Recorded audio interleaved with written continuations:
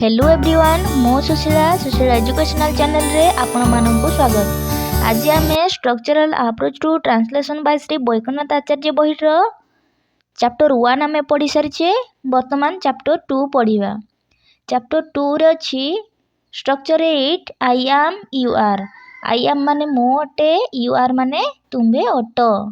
प्रथमे सेंटेंस गुड़िक पढ़ी नबा। आई एम ए बॉय, मु जड़े बालक अटे। मु कौन अटे ना मु जड़े बालक अटे। तुम्भे जड़े बालिका अट। तुम्भे कौन अट ना जड़े बालिका अट। यू आर ए गर्ल, मु जड़े मनीष अटे। I am a man. तुम्हे जड़े स्त्री लोक अट। यू आर ए ओम्यान। स्त्री लोक को इंग्लिश रे ओम्यान कहा जाए। मु जड़े शिक्षक अटे। I am a teacher. तुम्हे जड़े छात्र अट। You are a student. मो जड़े बुढ़ा लोक अटे। I am an old man. तुम्हें जड़े युवक अट। You are a young man. वर्तमान वाक्य गुड़िक अनुवाद करवा। मो जड़े छात्र। I am a student. तुम्हें जड़े शिक्षक।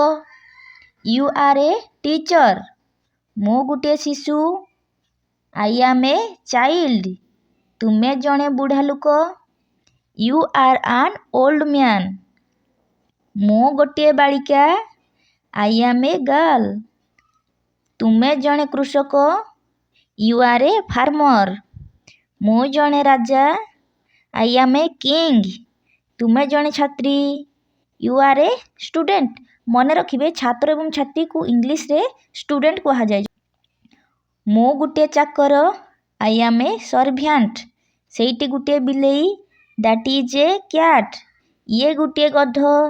This is a donkey. तुम्हें मो मुनिब। You are my master. वर्तमान डिफिकल्ट वर्ड गुड़िक मन रखिए। शिशु, राजा, छात्री बा छात्री, कृषक, मुनिब जिते सब गाढ़ा अक्षर लिखा जाए दी जाए शब्द गुड़िक।